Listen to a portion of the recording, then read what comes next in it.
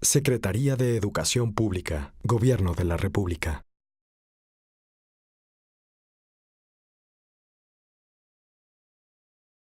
Para mí un verdadero gusto y un honor poder estar en este evento tan importante con todas las consejeras y los consejeros de Bancomer. Antes de empezar, quiero agradecer mucho a Luis Robles y por supuesto también a Francisco González por esta invitación y hacer un reconocimiento al apoyo que siempre ha dado Bancomer a la educación. Estuvimos hace apenas unos días, coincidimos Luis y un servidor en el evento de Bécalos, que es pues un esfuerzo de la sociedad civil en donde participa Bancomer de manera muy señalada y por supuesto la Asociación de Bancos de México en un proyecto muy importante, pero no es nada más donde apoya Bancomer. También desde hace tiempo, junto con la SEP, se apoya a todos los jóvenes, muy jóvenes de secundaria que ganan las Olimpiadas de matemáticas y de diversas competencias y que con Bancomer damos un apoyo y una beca. Así es que quiero empezar dándoles este reconocimiento y su compromiso con la educación. Muchas gracias y felicidades.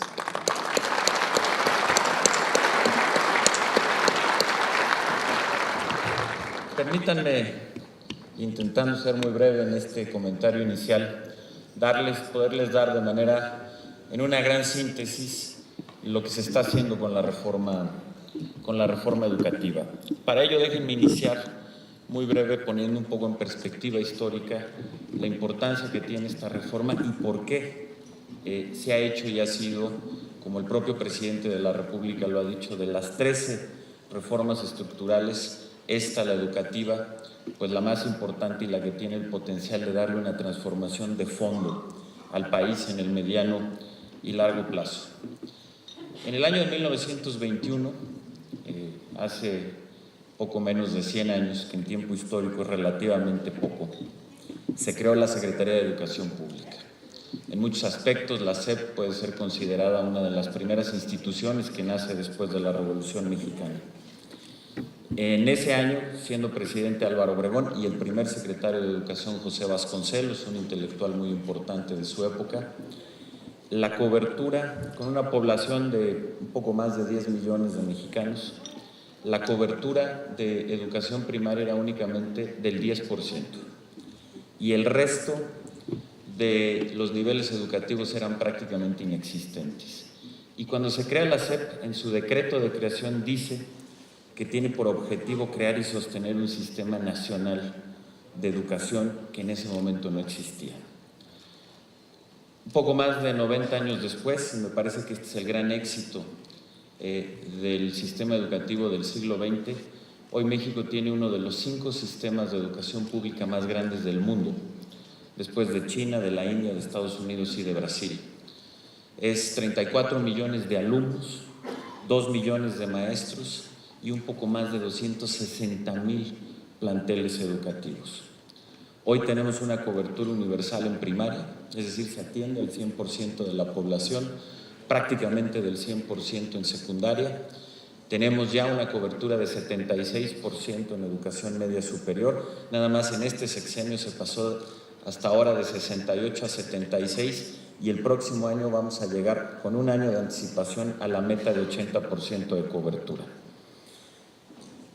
Ese, reitero, fue el gran éxito del siglo XX, que fue la cobertura y lograr crear este gran sistema educativo, ese sueño que tuvo Vasconcelos de que en cada rincón del país hubiera una escuela y un maestro, hoy es una realidad.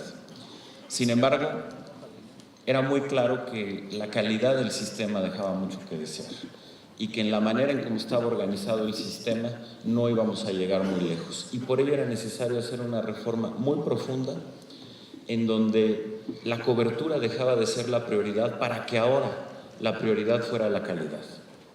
Y ese es el gran cambio entre el sistema educativo del siglo XX, que su prioridad era lograr la cobertura y lograr llegar a todos los espacios, y hoy el gran reto es que lo volvamos a este sistema de gran calidad. La reforma en ese sentido se puede resumir en 5 grandes objetivos. El primero es un objetivo político, sin lugar a dudas, y es la reorganización del sistema. A nadie escapa que desafortunadamente el sistema educativo era un sistema altamente clientelar y corporativo, en donde de manera indebida, particularmente algunas secciones sindicales, tenían un control sobre la educación y la vida de los maestros que hacía que el sistema, en lugar de buscar prioridades pedagógicas, fueran prioridades políticas y sindicales. Y el sistema estaba lleno de vicios que era imposible aceptar en pleno siglo XXI y queriendo construir un sistema educativo de calidad para un país que pretende avanzar de una renta media a una renta alta, que pretende salir de la pobreza, reducir la desigualdad e insertarse en los mercados globales como un gran jugador, como lo aspira a ser México. Temas como la herencia y la venta de plazas, como por ejemplo poder controlar la vida de los maestros para dejar a los niños sin clases y salir a presionar al gobierno con marchas y manifestaciones. Y por eso la primer prioridad ha sido esta reorganización política que sustituye un sistema clientelar y corporativo por uno de derechos y obligaciones muy claro, en donde el mérito es el centro del nuevo sistema. En lugar de que sean los liderazgos sindicales quienes deciden qué maestro puede ser director o supervisor o quién llega a ser maestro, hoy se hace a través de concursos. Hoy para ser maestro en México se tiene que hacer un examen y entran los mejores. Para ser director se concursa esa plaza y se la queda el mejor. Para ser supervisor se concursa esa plaza y se la queda el mejor. Y ese es un cambio fundamental, un cambio que nos permita pasar del clientelismo y el corporativismo al mérito, a reglas claras y a una reestructuración de cómo funciona el sistema, logrando lo que se ha llamado la recuperación de la rectoría del Estado en materia educativa. Y creo que no abundo más en ello, creo que es claro para todos cómo hemos venido avanzando en este proceso. Sigue siendo un gran reto. Hoy tenemos este paro ilegal indefinido que llamó la coordinadora en 4 estados del país, que afortunadamente, como resultado de este proceso, por primera vez la mayoría de los maestros no lo siguieron.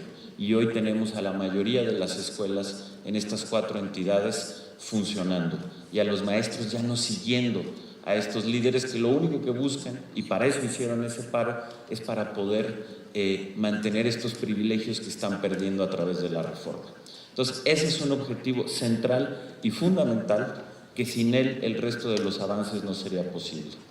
El segundo gran objetivo tiene que ver con una reorganización de las escuelas, crear nuevas escuelas con menos carga burocrática para los maestros, en donde podamos caminar hacia la autonomía de gestión, en donde el tiempo de la enseñanza sea mucho más efectivo, es decir, un nuevo modelo de escuela en donde la escuela esté en el centro de las políticas públicas, porque ahí es donde están los alumnos. Y estamos en esa transformación precisamente a través de una nueva política pública que se llama la escuela al centro. Esto se complementa con la infraestructura.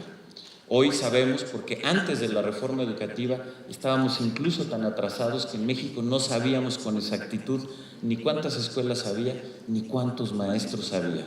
Hoy la reforma mandató hacer un censo que hizo el INEGI, hoy sabemos con precisión cuántos maestros, cuántas escuelas, pero algo que antes sabíamos todos de manera intuitiva, pero que hoy lo podemos saber con toda precisión. ¿Cuáles son las necesidades de infraestructura de las escuelas? Hoy sabemos, por ejemplo, que el 11% de las escuelas del país ni siquiera tienen baños y que el 10% de las escuelas no están conectadas a la red eléctrica.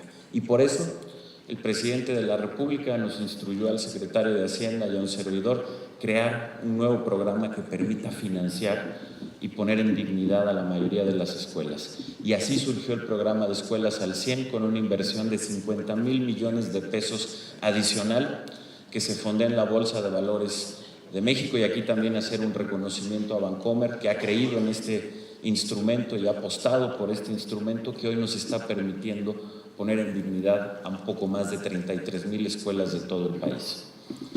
La tercera gran prioridad tiene que ver con caminar hacia la profesionalización de los maestros. Ya comentaba el nuevo sistema de evaluaciones y para entrar a ser maestro, y ahora estas evaluaciones se vuelven fundamentales, complementados con una capacitación de calidad para los maestros. La evaluación, que era algo antes impensable en nuestro sistema educativo, hoy es una realidad. año con año se están evaluando maestros. El año pasado tuvimos la primera evaluación en la que participaron un poco más de 140,000 maestros que hoy sabemos con precisión cuáles son sus fortalezas, cuáles son sus debilidades y cómo con un nuevo sistema también de capacitación y de formación continua podemos hacer que los maestros mejoren y caminemos en esa profesionalización. El cuarto objetivo tiene que ver con los nuevos contenidos, los nuevos planes y programas que estaremos presentando en las próximas semanas. Son los contenidos y la pedagogía del siglo XXI que se vuelve absolutamente fundamental como parte del centro de este cambio educativo. ¿Hacia dónde va este nuevo planteamiento? Va centralmente a que los niños aprendan a aprender, más allá de acumular información, que aprendan a discernir, que tengan los conocimientos y las habilidades que requiere el siglo XXI. Ya estaremos platicando de este tema. Y finalmente, el quinto gran objetivo tiene que ver con que todos estos cambios lleguen a todas las niñas y los niños de México, es decir, que se hagan con equidad y con inclusión, porque desafortunadamente las desigualdades que tiene nuestro país también se han reflejado en el sistema educativo. De esta manera, con una recuperación de la rectoría en materia educativa, es decir, con esta transformación política del sistema educativo, con una reorganización de las escuelas y fortaleciendo la infraestructura de las mismas, con la profesionalización de los maestros, con nuevos contenidos y nueva pedagogía y un sistema con estrategias para ser más incluyente e inclusivo, con esos 5 ejes es que estamos haciendo esta gran transformación que es fundamental para que México en el siglo XXI pueda ser un actor verdaderamente competitivo en el mundo global y además podamos ir superando la desigualdad en nuestro país. Así es que ese sería mi comentario inicial, de manera pues muy resumida, pero esos son los grandes planteamientos que hacemos con la reforma. Muchas gracias. Secretaría de Educación Pública, Gobierno de la República.